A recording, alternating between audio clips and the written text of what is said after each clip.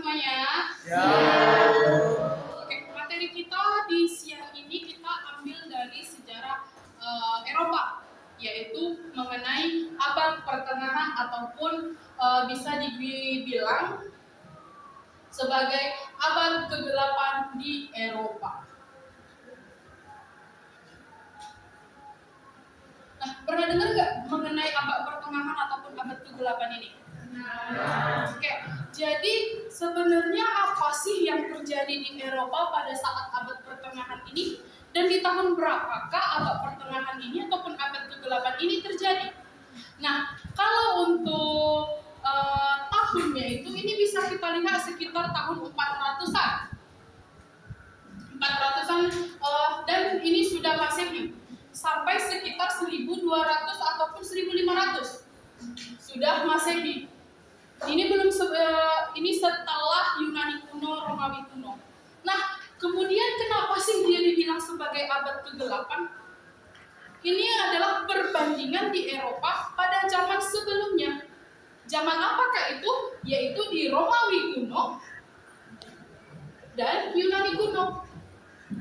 Lalu perbandingan apa sih yang terjadi di antara Romawi kuno dengan abad ke-8 atau abad pertengahan ini? Perbandingannya itu adalah di abad ke-8 ataupun di abad pertengahan ini adalah abad di mana semuanya itu mati. Apa aja yang mati? Yang mati adalah perkembangan ilmu pengetahuan, perkembangan teknologi, sampai seniman-seniman pun mati.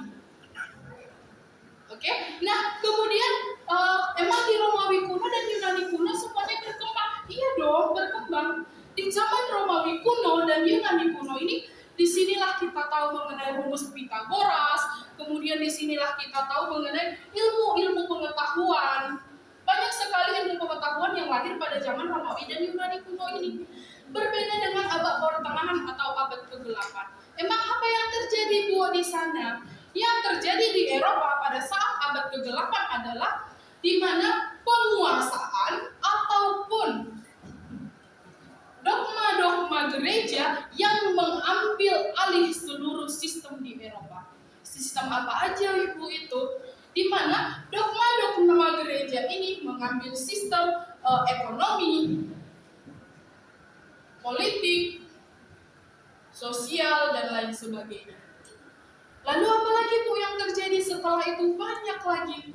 Banyak hal yang terjadi di Eropa pada saat abad ke-8 ini. Nah, yang terjadi itu yang pertama, dogma-dogma gereja yang mengambil alih kepolitikan di Eropa.